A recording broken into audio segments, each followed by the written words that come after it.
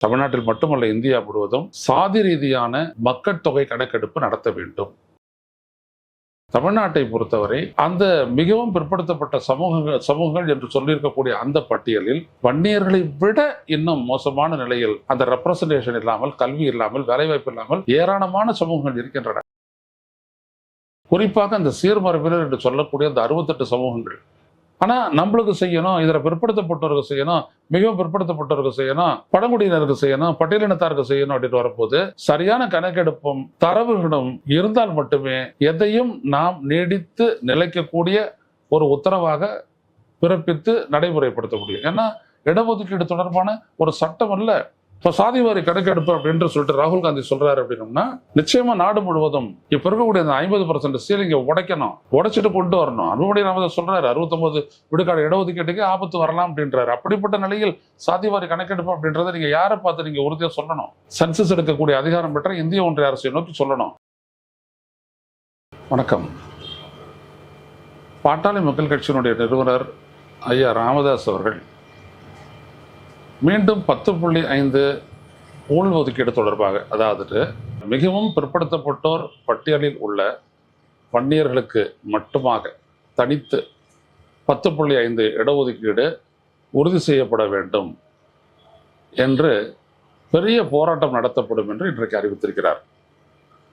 வன்னியர் சங்கம் தொடங்கிய 45வது ஆண்டு என்று அந்த நாளில் அந்த வன்னியர் சங்க கொடியை ஏற்றி வைத்து அவர் உரையாற்றும் பொழுது, பிறகு அது தொடர்பான ஒரு அறிக்கை விடும் பொழுது மறுபடியும் 10.5 இடஒதுக்கீடு தொடர்பாக அவர் பேசியிருக்கிறார். இதில் இந்த 10.5 விழுக்காடு தொடர்பான சட்ட ரீதியாக தமிழக அரசு எடுத்த நடவடிக்கைகள் அனைத்தும் முதலில் சென்னை உயர்நீதிமன்ற மதுரை கிளையிலும், அதற்கு பிறகு உச்சநீதிமன்றத்திலும் அடிபட்டு போனது எல்லாருக்கும் தெரியும், ராமதாஸுக்கும் தெரியும். ஏனென்றால் இதர பிற்படுத்தப்பட்டோரில் மிகவும் பிற்படுத்தப்பட்டோரில் மிகவும் பிற்படுத்தப்பட்டோர் என்று பார்த்தீர்களானால் தமிழ்நாட்டில் அதில் 108 சமூகங்கள் இருக்கின்றன. அதில் குறிப்பாக 68 சமூகங்கள் மிகவும் நலிந்த, அதாவது கல்வி வேலைவாய்ப்புகளில் மிக குறைந்த அளவே பிரதிநிதித்துவம் பெற்றவைகளாக இருக்கக்கூடிய சீர்மரபினர். அவர்கள் தவிர மற்ற 40 சமூகங்கள், 108 சமூகங்கள், இதில் வன்னியர்கள் உள்ளிட்ட அந்த இதோட சேர்ந்தவர்களுக்கு மட்டும் மிகவும் பிற்படுத்தப்பட்டோர் அளிக்கப்பட்டுள்ள 20 விழுக்காட்டில் 10.5 விழுக்காடு வன்னியர்களுக்கு மட்டுமே அளிக்க வேண்டும் என்று அந்த சட்டம் போடப்பட்டது. எடப்பாடி பழனிசாமி அவர்களால் அது போடப்பட்டது, ஒரு அரசு அறிக்கையாக கெசட்டில் வெளியிடப்பட்டது. உடனே அதை எதிர்த்து நீதிமன்றத்திற்கு சமூக நீதியின் கூட்டமைப்பின் சார்பாக போனது. நீதிமன்றம் விசாரித்தது. அது மிக மிக தவறு, சரியான எந்த விதமான அடிப்படையும் இல்லாமல் செய்யப்பட்டது என்று நிராகரித்தது. அதை எதிர்த்து பாட்டாளி மக்கள் கட்சி உச்சநீதிமன்றத்துக்கு போனது. உச்சநீதிமன்றத்தினுடைய 2 நீதிபதிகள் கொண்ட அமர்வு அதை விசாரிக்கும் பொழுது 2 முக்கிய விடயங்களை அடிப்படையாக சொல்லி நிராகரித்தது. ஒன்று, இந்த 10.5 விழுக்காடுக்கான அடிப்படையாக நீங்கள் பயன்படுத்தி இருக்கக்கூடிய தமிழக அரசு பயன்படுத்தி இருக்கக்கூடிய தரவு ஆன்டிகேட்டட், மிகவும் பழமையானது. அது இப்பொழுது இருக்கக்கூடிய நிலையை பிரதிபலிக்கிறதா இல்லையா என்பதே தெரியாது. இரண்டாவதாக, ஒரு சமூகத்தினுடைய ஒட்டுமொத்த எண்ணிக்கையும் வைத்துக்கொண்டு இடஒதுக்கீட்டை கொடுக்க முடியாது. அது அப்படி அல்ல. அவர்களுக்கிடையே நிலவக்கூடிய அந்த பிற்படுத்தப்பட்ட தன்மை கல்வி வேலைவாய்ப்பு மூலம் உறுதி செய்யப்பட வேண்டும். இதுதான் ரொம்ப முக்கியம். அப்போ இந்த தரவுகளை இல்லாமல் 10.5% ஒதுக்கீடு வன்னியர்களுக்கு அளித்து தமிழக அரசு வெளியிட்ட அந்த அரசிதழ், அந்த கெசட் நோட்டிபிகேஷன் செல்லாது என்று அறிவித்தது. சென்னை உயர்நீதிமன்றத்தினுடைய மதுரைகளை நிராகரித்ததை உச்சநீதிமன்றம் ஏற்றுக்கொண்டுதான் தீர்ப்பளித்தது. அதே அந்த கெசட்டை தான் அப்படியே அடிப்படையாக வச்சுதான் திமுக ஆட்சிக்கு வந்த பிறகும் கூட அவங்களும் அந்த அரசிதழை வெளியிட்டார்கள். அதுவும் தான் அடிபட்டு போனது. ஆக மீண்டும் ஐயா ராமதாஸ் அவர்கள் 10.5 ஒதுக்கீடு பெற்றே தீர்வேன் என்பது என்ன அடிப்படையில், எப்படி செய்ய முடியும்? இந்த தீர்ப்பை உதாசீனப்படுத்திவிட்டு எப்படி தமிழக அரசால் அதை கொடுக்க முடியும். சட்ட ரீதியாக பேசுவோம், மற்றதெல்லாம் அப்புறம் பார்த்துக்கிறோம். எப்படி முடியும்? அப்படியானால் இதை சரியாக செய்வதென்றால் நாம் ஆரம்பத்திலிருந்தே கொண்டு வருகிறோம். தமிழ்நாட்டில் மட்டுமல்ல, இந்தியா முழுவதும் சாதி ரீதியான மக்கள் தொகை கணக்கெடுப்பு நடத்த வேண்டும். அவ்வாறு நடத்தும் போதுதான் ஒரு சமூகத்தினுடைய கல்வி, வேலைவாய்ப்பு போன்றவற்றில் அதனுடைய நிலை பிற்படுத்தப்பட்ட நிலையில் தான் இருக்கின்றதா, முன்னேறிய நிலைக்கு இருக்கின்றார்களா என்பதை கண்டறிய முடியும். அதன் பிறகுதான் இடஒதுக்கீட்டை விரிவுபடுத்தவும், கொடுக்கப்பட்ட இடஒதுக்கீட்டிற்குள்ளேயே உள் ஒதுக்கீடு செய்யவும், அந்த உள் ஒதுக்கீட்டிலேயே கேட்டகரைசேஷன், சப் கேட்டகரைசேஷன் என்று சொல்லி அந்த ஒதுக்கீடு சரியாக அந்தந்த சிறு பகுதி மக்களையும் சென்றடைய வகையில் அதை செயல்படுத்த முடியும். இதை நம்ம எல்லா இடத்துலையும் பேசுகிறோம். குறிப்பாக நானும் பேசியிருக்கேன், இன்னும் சமூக நீதி கூட்டமைப்பை சேர்ந்த பலரும் பேசியிருக்கிறார்கள்.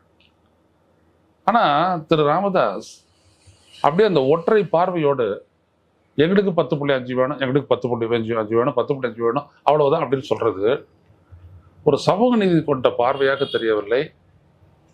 ஒரு அரசியலுக்கான, ஒரு வாக்கு வங்கி அரசியலுக்கான ஒரு கூப்பாடாகவே தெரிகிறது.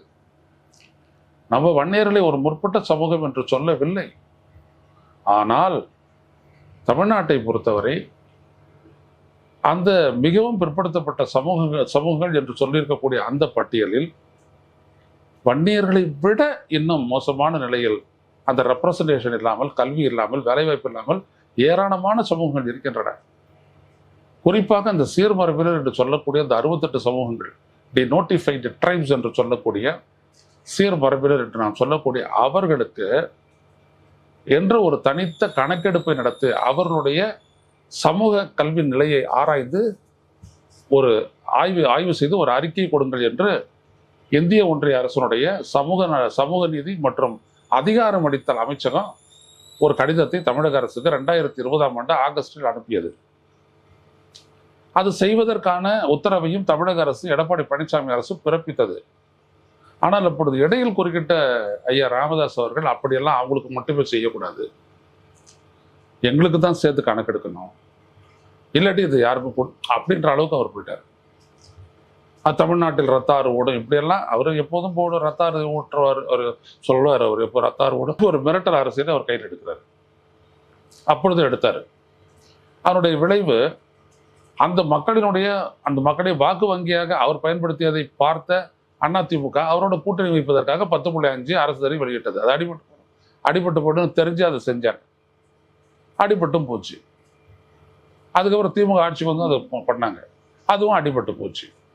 நீங்க உள்ளபடியே இந்திய ஒன்றிய அரசு கேட்டது என்ன?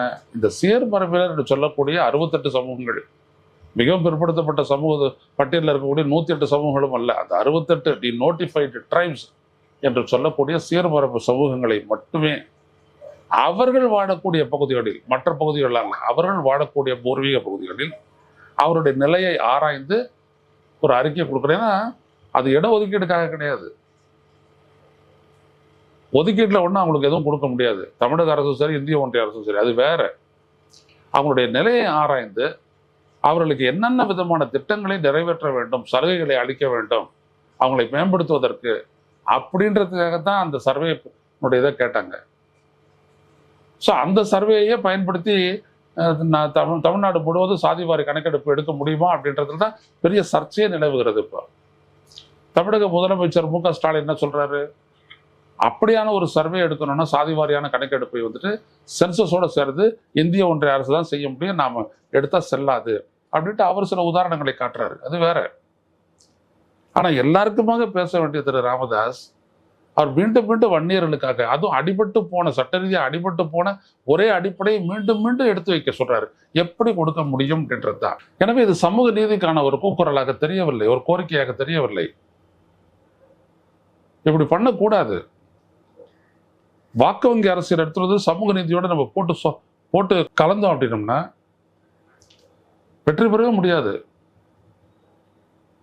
நாம கேட்கறது என்னன்னா, பொதுவா பிற்படுத்தப்பட்டோர், மிகவும் பிற்படுத்தப்பட்டோர், வடநாடுகள், வட மாநிலங்களில் சொல்ல போல எக்ஸ்ட்ரீம் பேக்வர்ட் கிளாஸஸ், இதெல்லாம் பற்றி கணக்கெடுப்பு செய்யணும். இப்போ எந்த விதமான கணக்கெடுப்பும் செய்யலாம். எக்கனாமிக்கலி வீக்கர் செக்ஷனுக்கு 10% ஒதுக்கீடு கொடுத்தாங்க. அது யாருடைய பங்குலேருந்து அவங்களுக்கு அதை இடஒதுக்கீடு கொடுக்குறாங்க. ஆனா உச்சநீதிமன்றம் அதை ஏத்துக்குச்சு. இதுதான் இந்த நாடு. ஏன்னா அது பிராமணர்களுக்கு ஒதுக்கீடு கொடுக்கறது பொருளாதார ரீதியாக கொடுக்கலான்னு அரசமைப்பு திருத்தத்தை செஞ்சுட்டாங்க. செஞ்சு அதை ஒன்று பண்றாங்க. ஆனா நம்மளுக்கு செய்யணும், இதுல பிற்படுத்தப்பட்டவர்கள் செய்யணும், மிகவும் பிற்படுத்தப்பட்டவர்கள் செய்யணும், பழங்குடியினருக்கு செய்யணும், பட்டியலினத்தாருக்கு செய்யணும் அப்படின்னு வரப்போது சரியான கணக்கெடுப்பும் தரவுகளும் இருந்தால் மட்டுமே எதையும் நாம் நீடித்து நிலைக்கக்கூடிய ஒரு உத்தரவாக பிறப்பித்து நடைமுறைப்படுத்த முடியும். ஏன்னா இடஒதுக்கீடு தொடர்பான ஒரு சட்டம் அல்ல. மண்டல அறிக்கை தொடர்பானது ஒரு அரசு அறிக்கை தானே தவிர ஒரு சட்டம் அல்ல. அதனால தான் வந்துட்டு பாத்தீங்கன்னா தனியார் நிறுவனங்கள்ல இடஒதுக்கீடே கிடையாது. அப்ப தனியார் நிறுவனங்களுக்கு கொடுக்கணும்னா முதல்ல சட்டம் இயற்றணும். திரு ராமதாஸ் அவர்களுடைய பாட்டாளி மக்கள் கட்சி பங்கேற்றிருக்கக்கூடிய இந்திய ஒன்றிய அரசில், அந்த கூட்டணி என்டிஏ கூட்டணி அரசில் இப்படியான ஒரு சட்டத்தை, இடஒதுக்கீட்டு சட்டம் கொடுத்துதான் ஆகணும். எல்லாருக்கும் அது பொருந்தும். தனியாரோ அரசோ இல்லை அரசு உதவி பெறும் கல்வி நிறுவனங்களோ, எதுவாக இருந்தாலும் சரி, தொழிற்சாலைகளோ வணிக நிறுவனங்களோ, எல்லா இடத்துலையும் இப்படிப்பட்ட இடஒதுக்கீட்டை அளிக்க வேண்டும் சொல்லிட்டு ஒரு சட்டம் என்றது அப்படின்னோம்னா ஒரு மாநிலத்தில் இது சிக்கல் ஆகாது. அப்ப கணக்கெடுப்பு மட்டும்தான் வரும். அப்ப கணக்கெடுப்பு வந்துட்டு சென்சஸோடு நடத்திட்டோம் அப்படின்னோம்னா அதுக்கப்புறம் அந்த அந்த அந்த ரிசர்வேஷனை உள் விரிவுபடுத்திக்கிட்டே போகலாம். பர்சன்டேஜ் ஆஃப் பாப்புலேஷன் தெரியணும், அதில் பேக்வேர்ட்னஸ் எவ்வளோ இருக்குன்றது தெரியணும், அதுக்கு ஏற்ற அந்த ரிசர்வேஷனை எப்படி எக்ஸ்பேண்ட் பண்ணணுமா, சுருக்கணுமா, எப்படி அதை பிரித்து கொடுக்கணும் அப்படின்றது தெரியும். இவ்வளவு தெளிவான பார்வை வெளிப்பட்ட பின்னரும் கூட ஒரு சமூகத்தினுடைய நலனுக்காக அந்த சமூகத்தை புறக்கணிக்க வேண்டும் என்பது நோக்கமல்ல. எல்லா சமூகங்களும் காப்பாற்றப்பட வேண்டும், அவருடைய சமூக நீதி, அவருடைய பங்கு அளிக்கப்பட வேண்டும். அதில் இருவேறுபட்ட கருத்து இல்லை. ஆனா அதுக்காக ஒரு சமூகத்தை பற்றியே பேசுறதுன்றது என்னது? நாங்க அப்படி பேசல. இப்ப சாதிவாரி கணக்கெடுப்பு அப்படின்னு சொல்லிட்டு ராகுல் காந்தி சொல்றாரு அப்படின்னோம்னா நிச்சயமா நாடு முழுவதும் இப்ப இருக்கக்கூடிய 50% சீலிங்க உடைக்கணும், உடைச்சிட்டு கொண்டு வரணும். அன்புமணி ராமதாஸ் சொல்றாரு 69 விழுக்காடு இடஒதுக்கீட்டுக்கு ஆபத்து வரலாம் அப்படின்றாரு. அப்படிப்பட்ட நிலையில் சாதிவாரி கணக்கெடுப்பு அப்படின்றத நீங்க யாரை பார்த்து நீங்க உறுதியா சொல்லணும்? சென்சஸ் எடுக்கக்கூடிய அதிகாரம் பெற்ற இந்திய ஒன்றிய அரசை நோக்கி சொல்லணும். அவர்களுக்கு எதிராக அந்த மக்கள் போராட்டம் நடக்கும்னு சொல்லணும். ஆனா சொல்லாம தமிழக அரசுக்கு எதிராகவே பண்றது அப்படின்றது வெறும் அரசியலாக தெரியவில்லையா ஐயா அவர்களே? எனவே இது தவறான போக்கு. இப்படி செய்யக்கூடாது. இரண்டாவதாக, இங்க தமிழ்நாட்டில் பார்த்தீங்கன்னா காங்கிரஸ் தலைவர்கள் வந்துட்டு பேசக்கூடிய பேச்சு, முதல்ல செல்வ பெருந்தகை சொன்னாரு நாம வந்துட்டு தனிச்சு நிமிர்ந்து நிற்கிறோம் அப்படின்னு சொல்லிட்டு பேசினாரு அவங்களுடைய கட்சி நிர்வாகிகள் கூட்டத்தில். இப்ப கார்த்திக் சிதம்பரம் பேசியிருக்கிறாரு. அவர் என்ன பேசுறாரு, நாம கூட்டணியில் இருப்பதை நம்ம குறுகி போக வேண்டிய அவசியம் இல்லை, குனிந்து போக வேண்டிய அவசியம் இல்லை அப்படிலாம் பேசுறாங்க. பொதுவாகவே காங்கிரஸ் கட்சியை பொறுத்த வரைக்கும் கூட்டணியில் நின்று 10 சீட்டு கொடுத்துட்டோம் அப்படின்னோம்னா, இப்போ ஜெயிச்சிட்டாங்க அப்படின்னோம்னா அவங்க எது வேணாலும் பேசுவாங்க. அவங்க இல்லாத எங்கள் இல்லாமல் யாரும் தமிழ்நாட்டில் ஆட்சி அமைக்க முடியாது, எங்களுடைய சக்தி என்ன தெரியுமா, பலம் என்ன தெரியுமா அப்படின்னு சொல்லிட்டு பயங்கரமா அவங்க பேசுவாங்க. இப்படி ஒரு முறை பேசும்போது என்ன பண்ணாங்க, திமுக அதிமுக எல்லாரும் கழட்டி விட்டாங்க. அந்த கட்சியை கழட்டி விட்ட உடனே இன்னைக்கு எம்பியா இருக்கக்கூடிய, ஒரு உதாரணத்துக்காக சொல்ல வரேன், கரூர் மக்களவை தொகுதி எம்பியா இருக்கக்கூடிய ஜோதிமணி, அவங்க பார்த்தீங்கன்னா அவங்களுடைய தொகுதியில் வந்துட்டு மொத்தமே ஒரு 35-36 ஓட்டு தான் வாங்கினாங்க, 6 சட்டமன்ற தொகுதிகளையும் சேர்த்து. இன்னைக்கு அவங்க எவ்வளவு ஓட்டு வாங்கி ஜெயிச்சிருக்கிறாங்க. எனவே காங்கிரஸ் வந்துட்டு கழுதை சிறுத்தை கட்டெரும்பாயி, கட்டெரும்பு சிற்றெரும்பாயி, சிற்றெரும்பு அதற்கும் சின்ன எறும்பு ஏதாவது இருந்ததுன்னா அந்த எறும்பா கூட ஆகிப்போச்சு. காரணம், இந்த நாட்டு மக்களை தொடக்கூடிய எதையும் செய்யவில்லை காங்கிரஸ் கட்சி. இப்பதான் ராகுல் காந்தி வந்து சமூக நீதியை ஆதரிக்கிறாரு. காங்கிரஸ் கட்சி சமூக நீதியை எதிர்த்தது. அவருடைய அப்பா ராஜீவ் காந்தி சமூக நீதியை எதிர்த்து 10 மணி நேரம் சட்டப்பேரவை நாடாளுமன்றத்தில் மண்டல அறிக்கைக்கு எதிராக அவர் பேசினாரு. ஸோ இதான் ரொம்ப ரொம்ப முக்கியம். இப்பதான் மாறி இருக்கீங்க, இப்பதான் மக்களை தொடவே ஆரம்பிச்சிருக்கிறாரு ராகுல் காந்தி. ஸோ இப்பதான் நீங்களே மக்கள்கிட்டயே வர ஆரம்பிச்சிருக்கிறீங்க. உடனே நாங்க இல்லாத அவங்களா, அவங்க இல்லாத நாங்க இல்லாத ஆட்சி அப்படிலாம் பேசாதீங்க. கடைசியில் இதை வந்துட்டு உங்களே எடுத்துட்டு போயிட்டு ஆபத்துல விட்டுரும். ஏன்னா அந்த உள்ளாட்சி தேர்தல் வரும்போது ஸ்டாலின் ஒரு அறிவிப்பு விட்டாருன்னு வச்சுக்கோங்க, இதில் ஒன்றும் கூட்டணி கிடையாது, ஒன்றும் கிடையாதுன்னு ஆகி போச்சுன்னு வச்சுக்கோங்க, எல்லா கட்சியும் ஜெயிக்கும் உங்களை தவிர, உங்களால் எங்கேயுமே ஜெயிக்க முடியாது. அப்புறம் பாரதிய ஜனதாவோட உங்களை ஒப்பிடுவாங்க. அதோட ஒப்பிடும்போது 10ல் 1 பங்கு கூட காங்கிரஸ் இங்கே பலமான ஒரு கட்சி இல்லை அப்படின்னு சொல்லி ஒரு பெரிய ஸ்டாட்டிஸ்டிக்ஸ் விட்டு வரும். அது உங்களுக்கு நல்லதில்லை. அப்புறம் இப்போ கொடுக்கக்கூடாதுங்களா, இப்போ ஒரு 18 பேர் இருக்கீங்க, அப்புறம் 9 பேர் கூட நீங்கள் உள்ள வர முடியாது சட்டப்பேரவைக்கு. இப்போ 9 மக்களவை தமிழ்நாட்டில் மட்டும் கிடைக்குது, 2 கூட தரமாட்டாங்க உங்களுக்கு. எனவே நீங்கள் வந்துட்டு உங்களுடைய பலத்தை முதலில் பெருக்கினீர்களா என்று பார்க்கணும். அதை விட்டு காங்கிரஸ் தொண்டர்களை கூட்டு வச்சுக்கிட்டு வீராவசனம் பேசி அவங்களையும் உசுப்பி கட்சியும் அழிக்கிறதுலாம் என்ன இருக்குது? எனக்கு அப்படி இருக்கக்கூடாது. இப்படிதான் பண்ணிட்டு பாரதிய ஜனதா வந்துட்டு அதிமுக வந்துட்டு பாரதிய ஜனதா நிராகரிக்க வெளில போய் நின்று என்னாச்சு, நாங்கள் வளர்ந்துட்டோன்னு அவங்க மட்டும் சொல்லிக்கிறாங்க. 11 இடங்களில் டெபாசிட் போயிடுச்சு. இதுவும் ஒரு கூட்டணி கட்சிகள்னால, பாமக உள்ளிட்ட கட்சிகளுடைய பலத்தால 11 இடங்களில் தேறிட்டாங்க. இவ்வளவுதான். எனவே ஒரு கட்சி மக்களிடையே செல்லாமல்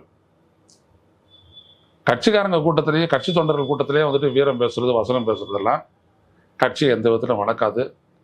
அதை காங்கிரஸ்காரர்கள் உணரணும். மீண்டும் சந்திப்போம். நன்றி, வணக்கம்.